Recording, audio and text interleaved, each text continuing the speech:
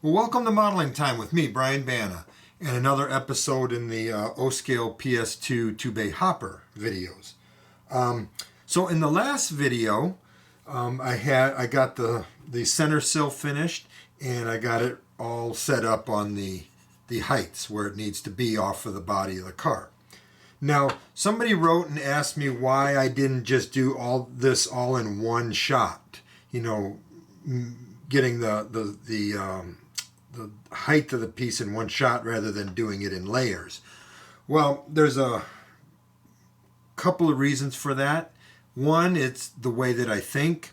And two, I couldn't get a perfect number for where the body of the car was in relation to the side sill, the bottom of the side sill. So it was easier for me to put a piece of thick styrene on the car, and then line my mill up with the edges of the bottom of the sill and swipe it right across. I knew that it had to be 10 thousandths below the side sill, so it was easy just to level it all off and then add a piece of 10 thousandths styrene there. So that's the reason why I did that.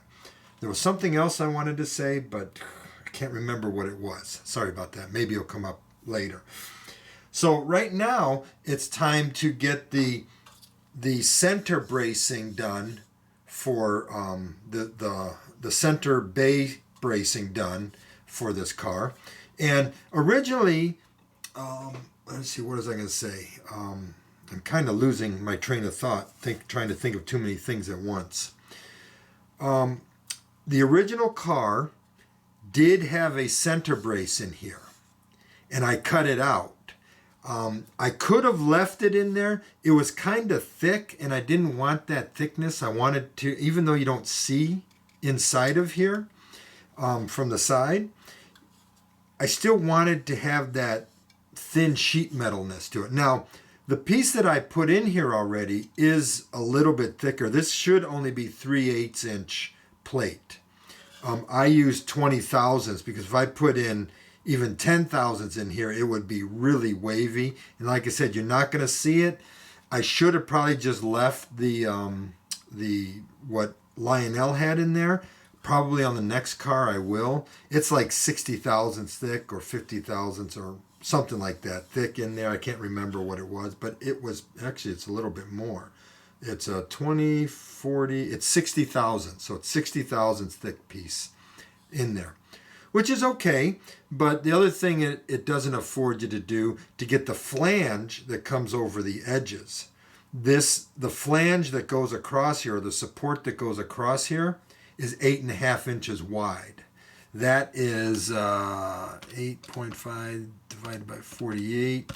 That is 178 thousandths wide. That's this piece right here. That's this piece right here. So this was cut to match that width. So actually I need to trim it. I think it's too wide. I think I need to take 10 thousandths off of that. So I've got this piece in here, the center support. Now it's time to make the triangles that go in between there. Now the triangles overlap the sides. Well, let me get the camera set up over here. It's a little too far away over there. Just a second. Okay, my desk is getting a little messy. I don't like working in messes, but that's just the way it is. So anyway, I've got the centerpiece, the center support in that I just talked about. And now it's time to get the triangles made, these things, that fit. Let's see if I can get it right. That fit right down inside here. See if I can put it in there without it falling through.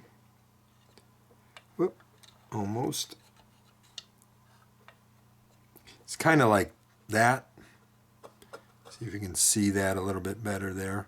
Kind of like, yeah, basically like that. Now this edge here that comes to the center sill, that overlaps the center sill 1 inch. So it's going to overlap at 10 thousandths, and that's about where I have it.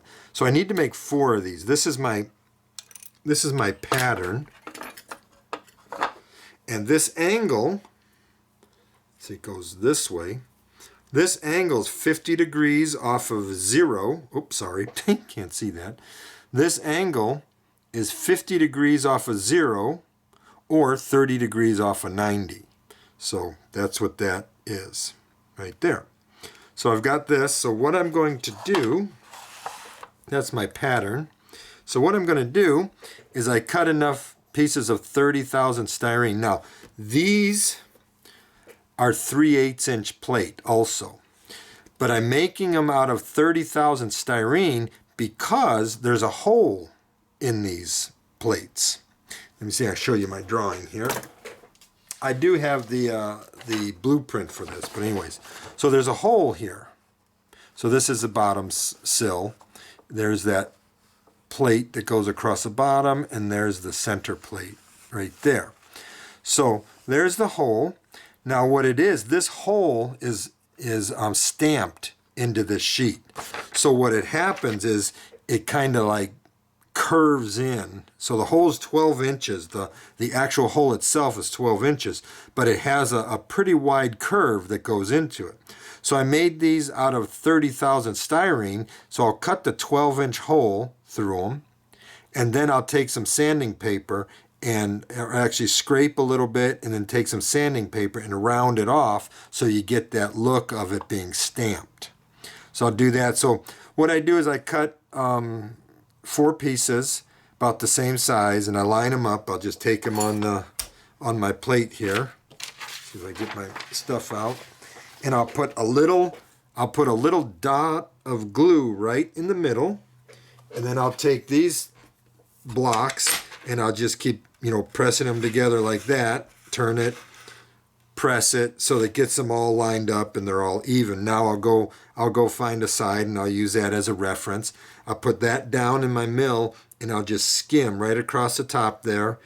And then I'll turn it over and skim across the top. Then I'll lay it flat so that these two sides are parallel, and I'll come off the edge and I'll cut that edge, I'll turn it around and I'll cut that edge, and then everything will be all squared up. Then I can glue my pattern onto it using one of the edges for the bottom, and I'll just tack glue it in place, and I'll put the other edge in the corner so it'll be something like that. And then I'll just cut right along that line there. Then I'll cut the little landing off the top there, and everything will be done. I do have to put a little tiny relief in it to go around this portion of the, see, move my light over here. So it'll go around this little portion of the bays that it sticks out a little bit. So it'll do that. So right now I'm gonna go cut these, and then I'll come back and show you what they all look like after I match this pattern. All right, well, I've got the triangles all cut out, and I've got the hole milled in it, and now I can just split them all apart. So that's all ready to go together. And I can actually glue these into here without gluing them to the sill yet, so I can just place the sill on there and they'll just go around it, because I still need to work on the draft gearboxes. So to split these apart, all I need to do, I should have to only go find the seam, there we go, and just work it around.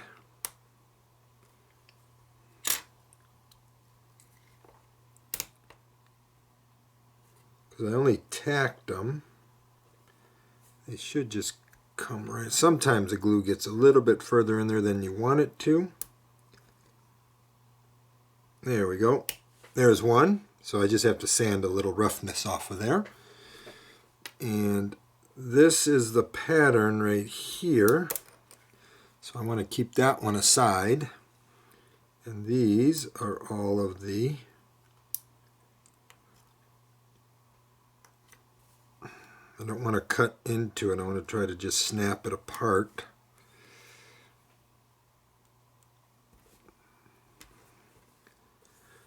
You get in there.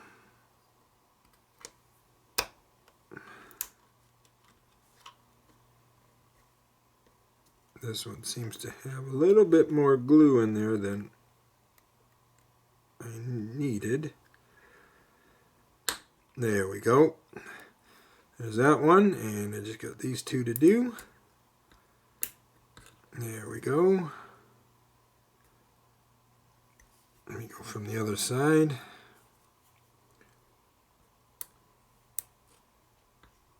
There we go. All right, so there's all 4 pieces. So now I can get them all. I'm going to sand a little bit of the where the glue was, and I'm going to get them glued into the between the bays. All right, I've got the triangles made. Basically, you know, the patterns that that's the master for the pattern. I've got the cutouts made and such. So I'm going to try to move this without them falling down and see if you can't see it. I don't have the flanges made for them yet, but there you go. You can see the triangles in there, the supports and such with the holes through it. Those holes are 12 inches diameter, and they're like, if that's the triangle, let's see, going that way. So you got the center sill here. So they're 12 in for the center is 12 inches off of this side and 12 inches off of that side to get the center. So 12 inches down and 12 inches over. So this would be the center divider running this way. So there are some things that need to be done to it. So let me pull one off. There we go.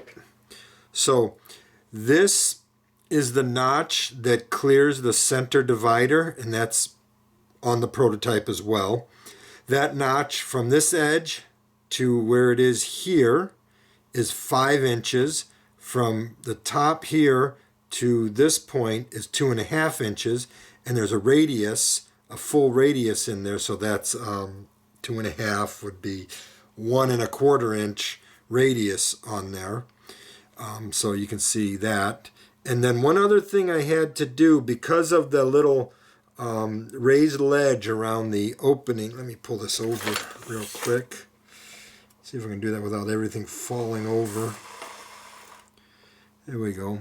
So this little raised edge right here causes this not to sit perfect in it. So on this side, see if we can zoom in on here. See if you can see this. On this side, you can see there's a little notch cut in it, and that allows it to fit around this little raised surface. Let me zoom out. Got to stay on camera here. That allows this triangle to fit over this raised surface and up against the face of the angle on the bay. So that takes care of that. That's not in yet. I mean, they're not glued in yet, and I don't have the flanges for them.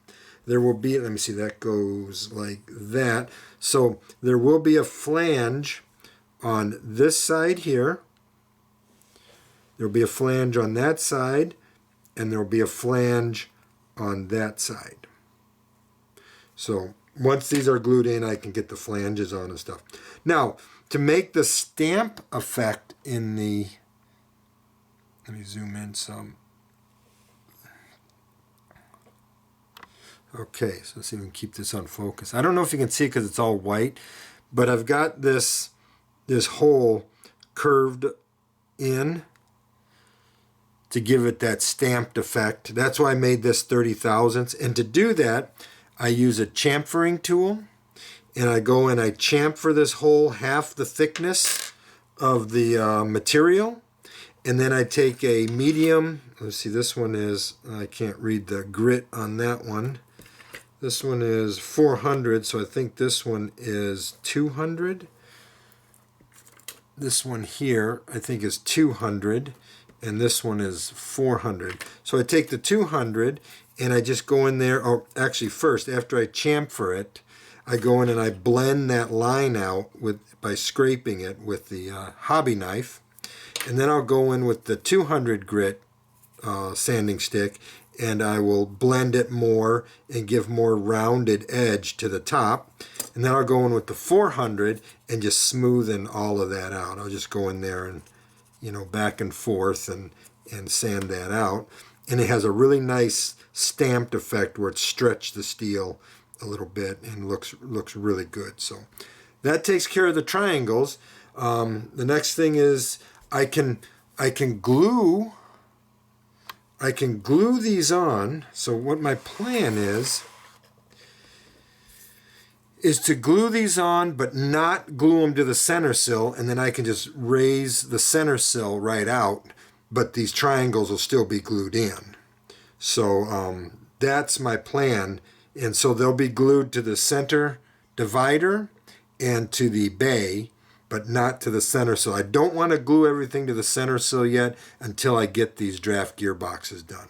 But I do want to get these in, and when I put these in, I don't have a flange on the part that goes up against the center sill. I only have a flange on the part that goes against the divider and on the angle that goes against the bay. So I can get those in. The hardest part of this, and now one thing I did do, and I was smart enough to do, is I marked each one so which quadrant they go into. So the hardest thing is going to be to make sure when I glue them in, they're perfectly vertical and not not angled in a little at the bottom or anything like that. So I got to come up with a way to block them so that when I glue them in, they're vertical. All right. One thing I forgot to mention. One thing I have to do is see how this is 30 thousandths thick. I do need to come in and I'll tape these down to the top of the mill, like squared up, and then I'm going to come on here and cut the thickness down about 15 thousandths, or actually like 20 thousandths, so I have a 10 thousandths edge, because I don't want the full thickness to be the full 30 thousandths thickness to be visible outside the frame. So I'm going to cut that down about, like I said, like 20 thousandths, so it looks thinner when it's sitting up in the up against the sill. All right, so here you can see I have the bottom edge thinned out. You can see that on there. So now when I put these on there, the thickness of the material won't be so obnoxious. So I can have that overhang. That is slightly over 3/8 of an inch. I cut it to 10 thousandths. 3/8 of an inch is rounded up. It's 8 thousandths, so it's only 2 thousandths over. So that's all taken care of. Now the hard part, again, like I said in the last clip, will be to make sure when I put these on that they're vertical. So I have to devise a way to ensure that when I glue them in place, that I can make them basically perpendicular to the bays. So that's what I'm going to work on now.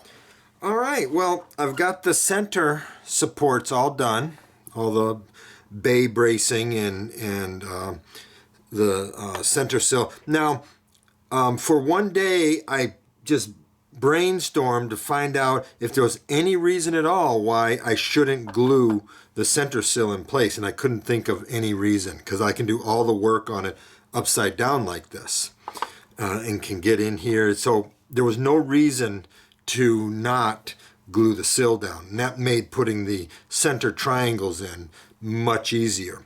So I glued the center sill down, and I measured from the end out to the end of the center sill, and they're both exactly the same on each end. So now I've got the triangles in there, and I've got the flanges placed in there and stuff. Now there should be holes here, and the same on the other sides, but that would mean I would have to cut these pieces out and put them in there, and I'm like, you know what, with the truck in place, because the truck's going to go basically here, and with all the bracing that goes around it and the bolster and everything, you're not going to see up in there. And really, quite honestly, this was pretty much unnecessary as well, because when you look at it from the side, you barely even see it. So you have to really look up underneath there. But it's part of the modeling, and I enjoyed doing that, so that was taken care of. Now, the, oh man, I should have kept this piece out here just a second. I've got to give you the dimensions here. So the flanges on the triangles, those are, let me see, where did I have that at? Oh, they're 2 3/8 inch wide. So what I do, that comes out to nearly 50 thousandths. It's actually 0.048 or 0.049. So I cut those to 50 thousandths, or actually they got cut to 0.049, because what I do to cut my styrene thinner or narrower, that's 10 thousandths. They should be 8 thousandths, but 10 thousandths is fine. Is I take a brass block. These vise, or this vise, I have 2 of these. They came with a Unimate lathe and milling machine that my dad bought many, many moons ago. I mean, a long time ago when I was still in high school. I inherited basically the machine as I was growing up, because I'm the one that was doing all the modeling work at home and such. So these are great little vices. I have this one. This is the one that I first bought when I was in high school. This was actually a fortune, because it cost me $45. And back in the late 70s, early 80s, $45 was a lot of money to me. So, but now these are about $80 on eBay and such. But what I do is I have these brass blocks that I cut. So this one right here, let me see, yeah, so this side right here, that's 50 or 49 thousandths down. So I cut it in 5 thousandths and down 49 thousandths. Then I can put it in here, and I faced it to be even with the top of the vise. I can put a piece of 10 thousandths plastic in there up against this ridge right here, and then clamp down on the vise real good. Then I can take a razor blade and I can just shave it off, and when it's done, it comes out as 48 thousandths or 49 thousandths wide. So that's what these flanges are made with. You can see the flanges. You can see the flange there, and then there's one on the inside wall. I don't know if you can really see that, but there's one on the inside wall here. So I've done that, so the flanges are all done. And so this whole center section is complete. That's done. So now it's time to work out on the all the bracing and bolster and all that type of stuff. What's nice about that, because I cleaned off the sides, I can put this in my mill, and I can use this surface, which is really flat and true. I can put that up against the base of the vise and just clamp the whole body into in the vise, and then I can do any milling or any work that I need to do. Other than that, like for drilling and such. Other than that, I just need to build. I need to build this section out. I need to build the end cage out, and the little bit of a floor that comes off where all of the brake equipment is mounted on. I also need to get the draft gearbox done. So I'm trying to decide if I should build all this stuff out first or get the draft gearbox done. And I'm thinking that it's probably best to build the base of the frame out with the floor and the and the bolsters and the bolster bracing. Get that all done. Once that's done, everything else is just the end cage, and then I'll do and after that's all done, then I'll do the draft gearboxes, get the bolsters in, and or the bolsters will be done, because that's what I said, I'm going to do the cages and the bolsters. So after that's done, I can put the draft gearboxes in, get everything, the couplers all lined up and proper height. The trucks will already be on. I have to put a bolster plate here and such. So that's my next task, is to get the base of the end cages done and get the bolsters in. All right, so that takes care of all of the structural supports at the center of the car. And like I just mentioned, it's time to move out to the ends and work on all that stuff. So I hope you enjoyed that. If there's anything I missed, I'll mention it in the next video. Sometimes I think about these things, I go, oh, I should have said that, or I should have said this, and I'll mention it in the next video. So thank you for watching. I really appreciate it, and I hope you'll stay with me, because I'm starting to get really excited about this. The challenge for me, the biggest challenge for me, is going to be doing that where the ladder goes up on the end and you got the supports that comes up and then they bend it in. So it's an angle iron that they bend, and then so that's going to be the challenge for me. Everything else I'm pretty sure I can do fairly decently. So I have to design some photo etch for this, for the brackets, for the supports, for all the brackets, for the brake equipment, and maybe some other things. So anyway, I really appreciate your time and thank you for watching.